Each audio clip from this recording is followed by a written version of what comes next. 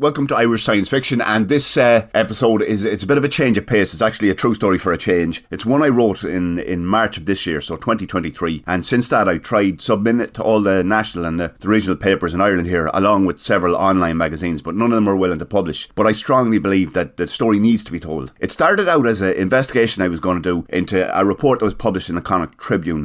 It was about a bloodstained piece of antique furniture containing music notes that was found washed up in Blacksod Beach, County Mayo. But when I got into it, it ended up being about a lot more. Now, the bulk of the information that I'm going to give to you, it comes from 3 interviews or conversations really, and they took place on Monday the 28th of February 2022 in Belmullet, County Mayo. So here we go.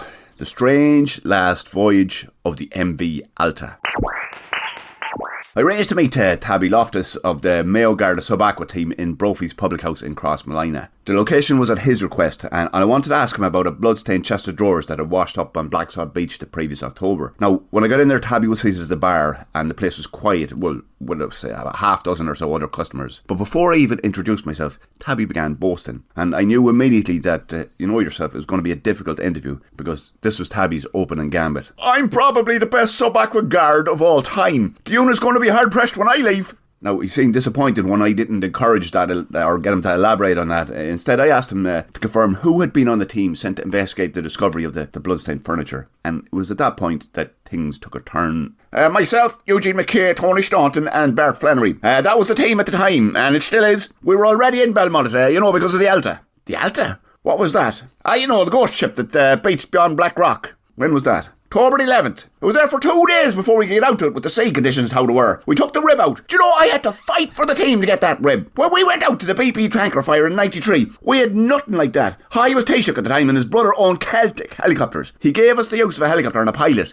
A helicopter? We're a dive team. I said to him, diving goes under the water, helicopters go up in the air. We need a rib to do our jobs. Plus, do you know what? The lad they sent down that time was an alcoholic. He put that helicopter into the side of a hangar 3 years later, because he was too lazy to lift it onto the skids. Started up and hovered it into the hangar. That was his plan. Next thing, bang! Could you get back to talking about the Alta? The ghost ship, you would say, ran aground near Black Rock. You went out to secure the wreck, is that right? No, just to make sure there was nobody on board. The ship was well grounded and hauled below the waterline. Eugene and Tony did the inspection. That thing looked to be abandoned months earlier. So right, that was the 13th of October. So it was later that you collected the furniture. I don't like the way you said that. We're very efficient. I don't think there's a man alive that would have gotten that stuff onto the ship any quicker. Have you ever tried loading a piano and a French dresser onto a rib in open water? No. Well, then you should, because then you know how hard of a thing it is to do, and it takes time. You can either do things properly or quickly, and I stand by my overtime claim. Sorry, a piano and do you mean a Welsh dresser? How do you know so much about this? Were you talking to Eugene? Now, at this point in the conversation, Tabby went into a fit of quiet cursing. He stopped on his pint for a bit, like I had noticed when I went in, but he was clearly very drunk. Smart man, Eugene, he said finally. Do you know he's a chess grandmaster? You wouldn't know what to look at him. He's always wears cardigans when he's not working. Anyway, it was his idea to move the furniture. He said that because that piano was played by Hootie Manhuin, it was worth a fortune. So, if he said it was my idea to grab the piano, then he's wrong. And anyway, we weren't going to sell them. We were just, taking them ashore for examination. And it was Eugene that said we should grab the other thing while we were at it. What did you call it? A Welsh dresser. Hootie Manhuin. Are you talking about Hootie Manhuin, the violin player? No, the famous piano player. Eugene loves his music. He always plays it on in the car. Hootie Manhuin played the violin. Well, then who was the famous piano player? Name a famous piano player. Chopin? That's him. I always get them two mixed up. See, it wouldn't have been my idea to flog the furniture. I know nothing about that sort of stuff. Eugene is your man. Unfortunately, Eugene wouldn't agree to an interview. So anyway, you loaded a piano and a Welsh dresser into the rib. Yes. Well, no. The dresser fell into the water. That thing was as slippery as you can get. The drawers kept opening too. That's how we found the heart. Has to be one of the strangest things I have ever seen. It was beaten away, pumping nothing, and the blood all soaked onto the inside of the drawer. Then just vanished. The heart now, not the dresser. It wasn't me who let the dresser slip though. Sorry, a heart? What kind of heart? I don't know. I'm not a doctor. You'd have to ask one of the extraterrestrials that. Hold on. Are you saying Eugene didn't mention anything about this? Yes, he wouldn't agree to an interview. And neither would Tony or Bart. You were the only one willing to talk. Did you just say extraterrestrials? No, I said nothing. I'm not saying anything if they're not saying anything. I don't want to talk about this anymore. Go see the Garda press office if you have any questions about the Alta or the piano or the French dresser that ended up in Blacksod. Looking back at my notes from the interview with Tabby Lavery that day, I had jotted the words self-obsessed under his name, probably to explain the way he seemed to think his acquisition of a rib for the diving team was more noteworthy than contact with extraterrestrials. In any case, the conversation had distracted me, and I hadn't paid much notice to the skinny black-suited male sitting opposite. But the skinny black-suited male had clearly been listening and watching our conversation, because he followed me out to the car park, approached me as I was getting into the car, and said, "Special agent, eh? I knew from your socks." The man then grabbed the seams of both legs of his trousers and lifted the cloth to reveal Adidas runners, black socks, and hairy shins. "Ha!" he said proudly. I was not sure how to reply and said nothing.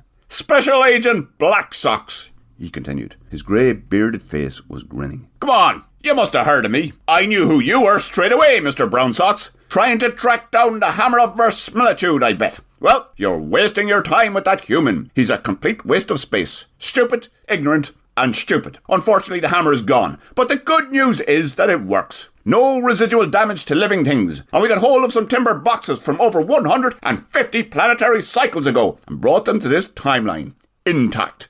The machines won't know what hit them. Well, they wouldn't have known. The bad news is we lost the hammer. Like I said, and the space rocket. But if you're looking for someone to blame, look no further than Dr. X. Right, I replied. I had said the word right because my vocabulary had failed me. I was struggling to make sense of what the stranger was saying. The word, as it turned out, was exactly what Agent Black Socks had been expecting. Right indeed, Mr. Brown Socks. Let us sit into this human terrain-bound vehicle so I can file my report without getting wet. This planet is mostly water, and you need to learn to avoid it when you can. Now, listener, please note, I didn't get it together to take notes from my conversation with Galactic Collective Special Agent Black Socks. He caught me a bit off guard, but I jotted them down shortly after, so what follows is the conversation as best as I can remember. We both sat into the car. I was glad to get out of the rain and didn't want the notes from Garda Lavery getting wet. By the look of things, I wasn't going to get a chance to talk to him again. The black-suited stranger sat into the front passenger seat and immediately asked a question. "So, what's the current situation with the robots, Brown Socks?" I'm not sure. "Lucky you. Last I heard they destroyed most of the settlements on the galactic spiral arm. Horrible stuff. Not only did they eviscerate the dwellings, but they went and diced up the arboreal spine of every Gabronian they could clamp their appendages onto. Robots, huh? You can't live with them." Yes, I suppose. "No supposing. Anyways, I better get on with my report about the hammer. And the good news is, of course, that it works. But the bad news is, the results are unpredictable. But it works." Good. "Yep, we test-fired it on board a human waterbound vessel. Now, I know we were only supposed to test it on an inanimate fabricated object, but I ended up throwing it at a human. Just a little shot, mind. And sure enough, flump! Back in time we went. Well over 100 planetary cycles. And we moved in space, too. 400 longitized cubitons, would you believe? Not bad. Me, Dr. X, the hammer, a giant steel waterbound human vessel, and 4 humans. The whole lot. Flump. Not bad, eh? Those engineers did well when they made that hammer." Right. Now, I know what you're going to say. You're going to ask, "But, Special Agent, there weren't supposed to be living creatures included in the test. Would the hammer not recreate something from their minds?" And you'd be right to ask. But we had sort of a little miscalculation. And anyways, all's well that ends well. They're all fine. Sure, weren't you just talking inside that building to one of them now? And there's not a thing wrong with it, other than being stupid. But the Galactic Collective can't do anything about that, huh? Yes. Yes is right. Ha. So anyways, for your report, be sure and note that the loss of the hammer definitely wasn't the fault of Special Agent Black Socks. Well, in one way it was. I was the one who initiated contact with the humans, but I wouldn't have done it if Dr. X wasn't such a float. Have you any idea what it's like to spend time on a rocket ship with that fella? He sneers at everything you do, as if I'm some sort of fool. Can you imagine? Someone thinking that. That's why when I heard the radio message transmitted onto the ship, I had to get in touch, just to talk with another living creature. You know something? If I didn't know better, I'd say Dr. X was one of the robots. No, I'm joking, of course. No machine could ever smell that bad. You haven't seen him, have you? No. Good. He's probably hiding. I'm glad I got to you before you met him, just so you have the true story. Right. One more thing, Brown Socks. Yes? I don't know if this is relevant, but I think the robots might be onto our plans. They seem to have sent a cosmic monitoring probe in the form of a giant glowing ball. Really? Yes. It manifests as a large glowing orb in the morning, only visible at daybreak. It appears on the horizon and tracks slowly across the sky until it is directly overhead, which is always at midday. Then it carries on to the opposite horizon before disappearing completely just as night arrives. Weird, huh? Yes. Well, that's it so, Brown Socks. Sorry, one more thing. Is there any chance of a lift back to the collective homeworld? Like I said, we lost the rocket and the hammer, which in one way is exactly what we wanted to happen. You know, preserving living things but disrupting artificial entities. But in another way, it sort of meant the whole experiment was pointless. Still, too late to fix that now, huh? So a lift back home would be great. If you have room and it's not too much trouble. I'll see. Lovely, thank you, Brown Socks. Signal me with the Frostigator when you're leaving. It's been an honour chatting with you. It's a pity the circumstances are not better.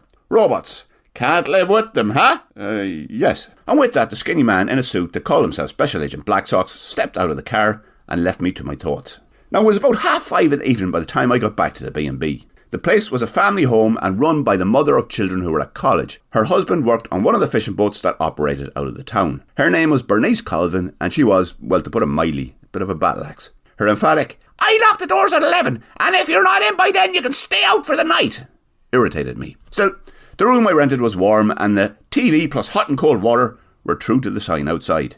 I sat down with my laptop and set about finding all I could about the MV Alta, which could be summed up as 5 facts. 1. It was an abandoned merchant vessel. 2. It was abandoned en route from Greece to Haiti in the October of 2018 when the engines failed and left the crew stranded. 3. It was sighted near Bermuda by the HMS Protector in August of 2019. 4. On the 11th of October 2021, it ran aground at Blackrock, County Mayo, amid Storm Dennis. 5. The ownership has not been established as of March 2023. I had just finished reading about the 5th fact when a knock came on the door. "You have a visitor," snapped Bernice.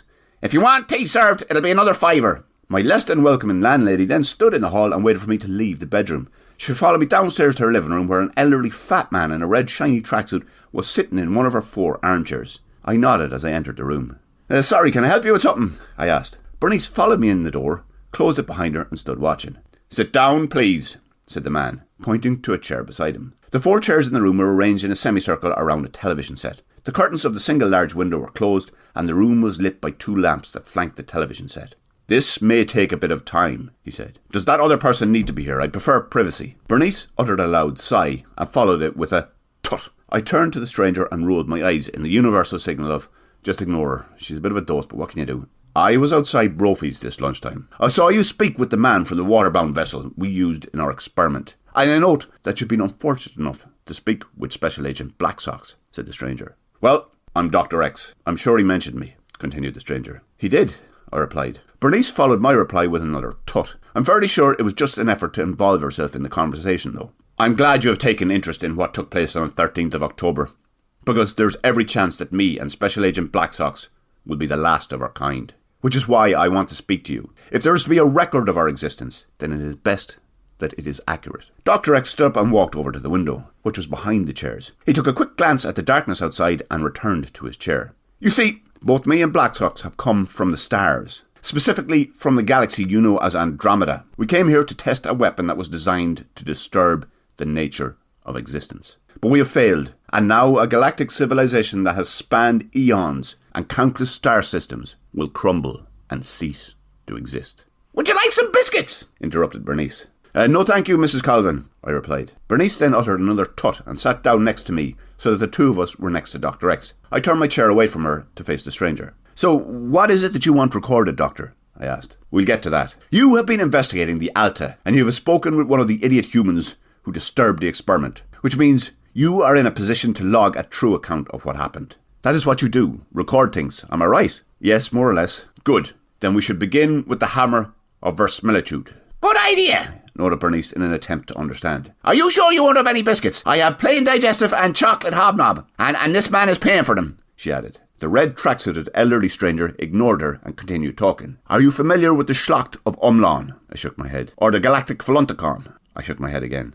"Or the Zombakians of Zombok?" "I think I know them," said Bernice. "Isn't that the band the 4 Ryan brothers had, or they used to have? They're all working in the family electrical shop in Ackles Sound now." "No, nothing like that," noted the red tracksuited stranger. There was a touch of irritation in his voice when he said it. He turned slightly to make sure he was addressing me when he spoke. "I am going to assume nobody on this planet knows anything about the Galactic Collective." The red tracksuited stranger cleared his throat, glanced over his shoulders as if composing himself, and said, "The Galactic Collective started on Zambok, which in its way is ironic because that's where the beginning of the end began. To be honest, I've avoided thinking about this. You see, I was selected to pilot a space rocket that was sent to transport Special Agent Black Socks and Hammer of Verisimilitude to Earth. Apparently, or so I've been told, the Galactic Mapping Command has known of the existence of Earth for ages. but chose to keep it quiet. Seemingly because they viewed it as a bit of a kip. In any case, it was not the sort of place a space rocket commander like myself would be keen to visit. So, as you can imagine, I wasn't exactly thrilled to be told I was heading there, but I was surprised. "Oh, did you come up from Dublin today?" interrupted Bernice. "And Miss Colvin, would it be okay if you gave myself and Dr. Grace a bit of privacy?" Bernice replied to my question with a "ha," and then repeated her question. "No, I did not come up from Dublin. I came from Andromeda Galaxy in a Class 5 Andromedan bulk transporter, with a cargo of the Hammer of Verisimilitude and a simpleton of a special agent named Black Socks." "Oh, you must be tired, so. If you want tea, it'll be €5, but there's biscuits with that." The elderly, red tracksuited stranger shook his head impatiently and continued talking. "You see, the Philonticon was born on Zambok, and like most Zambokians, it ended up working on a planetary harvester, which took it to all parts of the known universe. Well, all parts of the known universe except here, obviously. No galactic citizen in their right mind would travel to Earth. Sorry, no offence."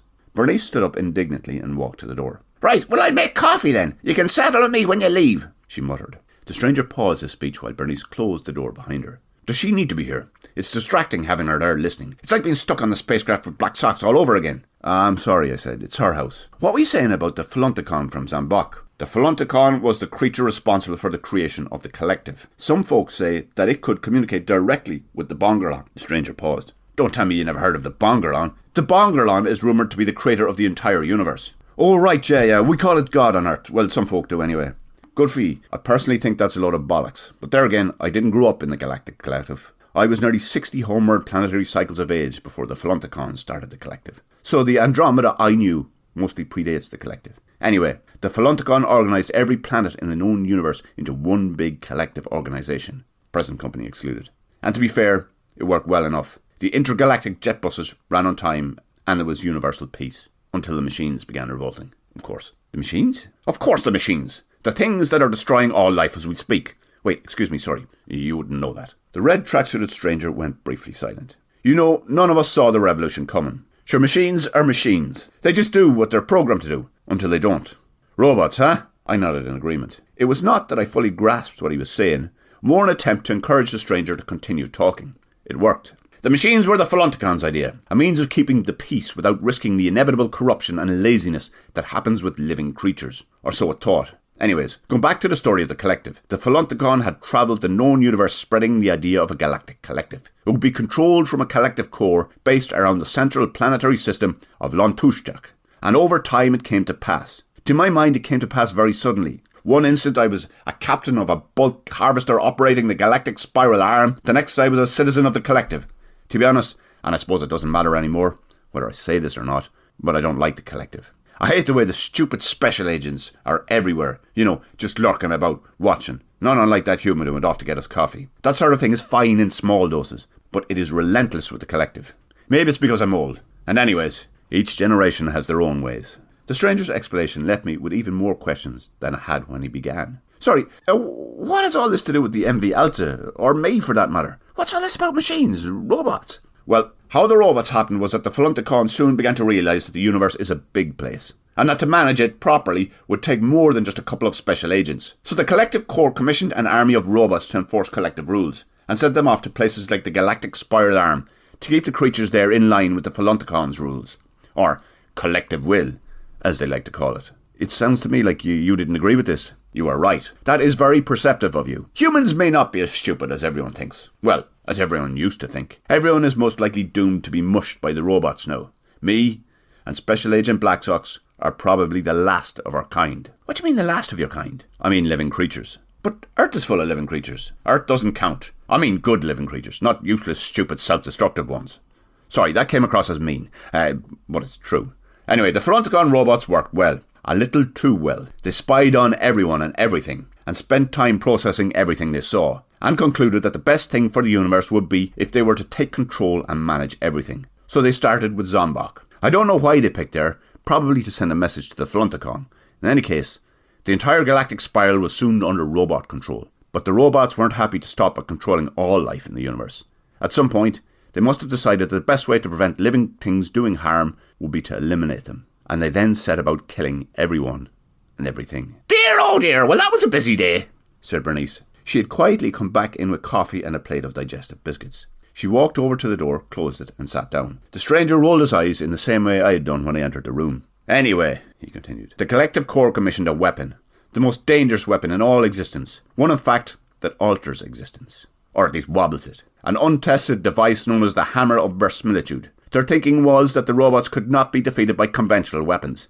In theory, the Hammer of Verisimilitude is harmless to living creatures. If someone gets a belt from it, their reality wobbles, and whatever was in their mind comes briefly into existence. But the effect on living things was calculated to be transient, because living things are protected by the fact that, unlike machines, they lack a Geronimus amplitude. That is not the case for machines, and the engineers working for the Collective Corps reckon that if something could alter the basic structure of reality, then machine logic would fail. And of course, without logic, robots are nothing but scrap metal and gears. So that was the plan anyway. The weapon still needed to be tested. "Do you take milk?" asked Bernice. "Yes," I replied. "I wasn't talking to you. Do you take milk, doctor?" The red tracksuited stranger rolled his eyes for a second time and continued talking. All those engineers needed to do was test the weapon, just so it did exactly as planned. You know, upend the reality of all artificially created things so they cease to exist in any meaningful way, but leave us living organisms be. It was, looking back on it, probably one of the most remarkable things ever created.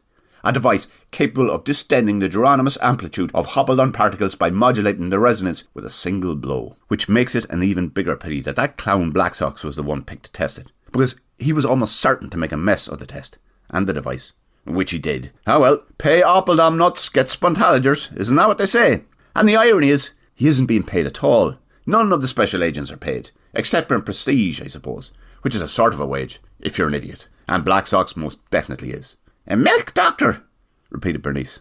"No, nothing for me, I'm from outer space," snapped the red tracksuited stranger, and then rolled his eyes for a third time. So anyways, what the collective needed was someone to test out the Hammer of Verisimilitude without being spotted by the robots. Somewhere it wouldn't matter if it went wrong. And with a device that can alter the very nature of reality, there's a lot can go wrong. Which is why they picked Earth. You know, the stakes are pretty low here. Except if the agent doing the test somehow manages to destroy the weapon in the process. Which, with Blacksocks involved, was always a possibility. Actually, no, a probability. And lo and behold, in one clumsy swing of the hammer, he stupidly destroyed the last hope for the continued existence of living creatures in the known universe. "All right," replied Bernice. "Will you have a digestive so? This man here is paying for them, so work away, take as many as you like." The stranger did not reply, and continued talking instead. "The more I think of it, the more it seems like the Corps knew the plan was doomed to failure. Think about it.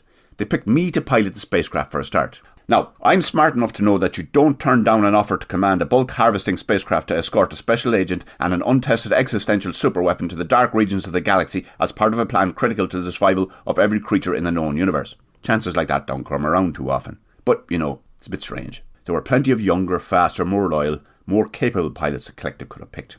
It was as if the machine somehow infiltrated the collective decision-making. Instead of trying to physically seize or destroy the weapons, the robots fixed it, so we wrecked it ourselves. You know, send a clapped-out agent rocket ship captain off on a wild goose chase to the arse end of nowhere with the only weapon that could possibly defeat them. The truth is, I'm over 60 and not exactly full of praise for the Philonticon, and they paired me up with the most incompetent special agent in the universe. A special agent so stupid that the destruction of the weapon was virtually guaranteed. Are you talking about Blacksocks? Yes, Special Agent Blacksocks.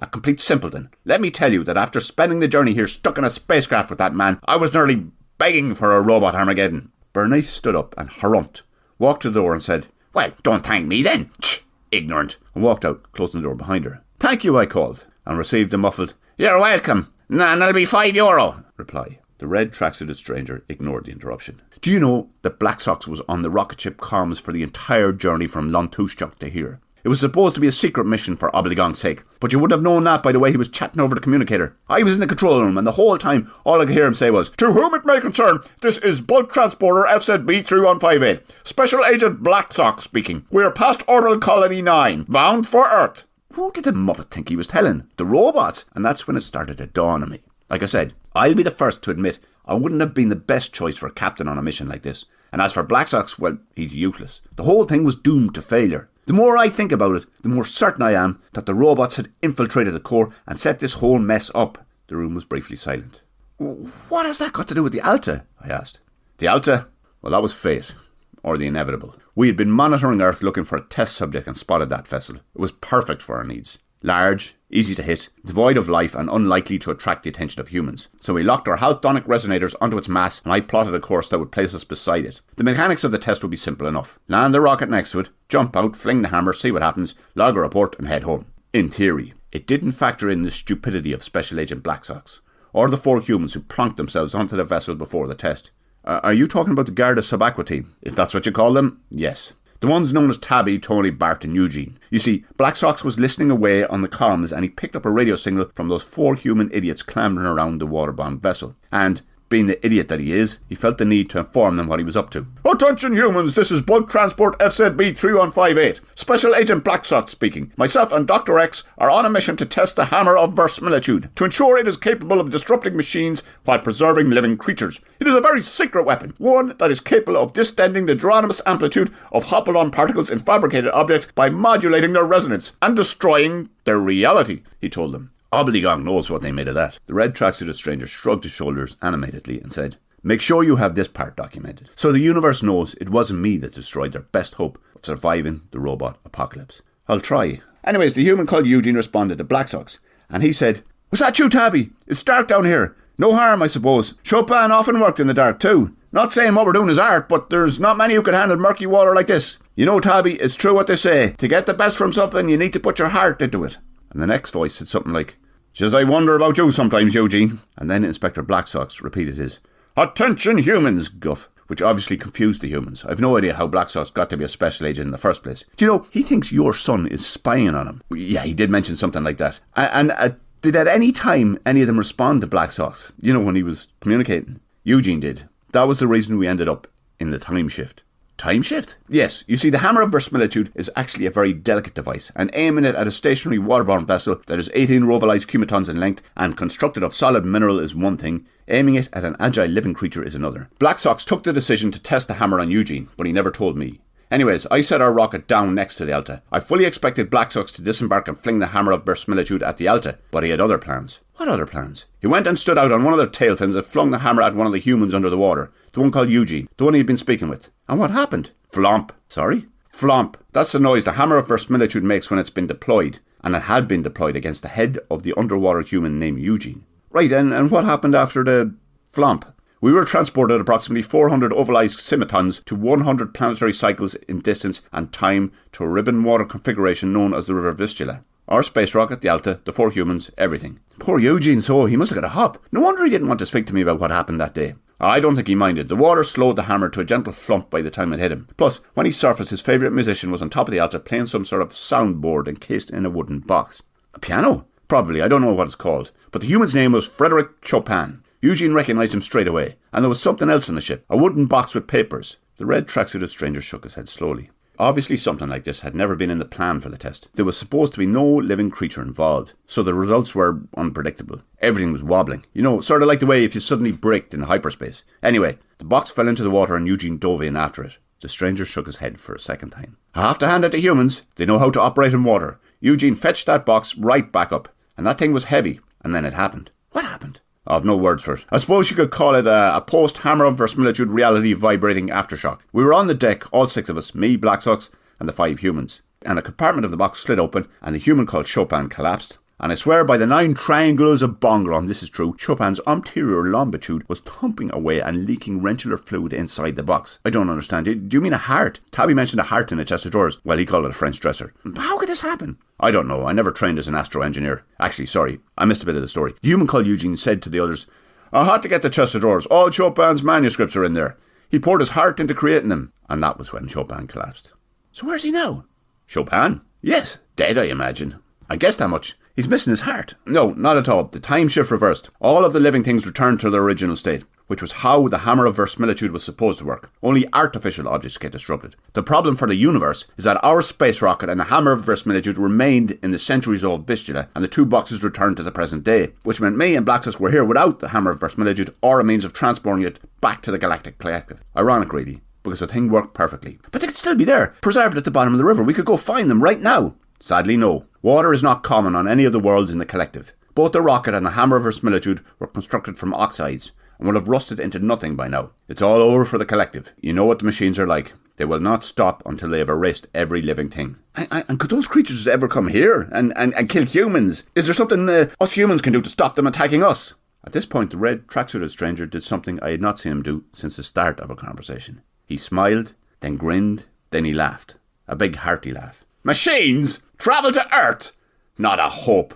They go rusty for a start, and besides, what's the best way to put this? Your planet is full of simpletons. Only an idiot would travel here. And with that, Dr. X stood up. He laughed again. Machines. Coming to Earth. For what? Digestive biscuits? Dr. X opened the door from Bernice's living room into the hall and walked out. Just be sure you have all that documented. The likes of the collective may never be again, he called as he left. Keep it down, yelled Bernice as the front door slammed shut.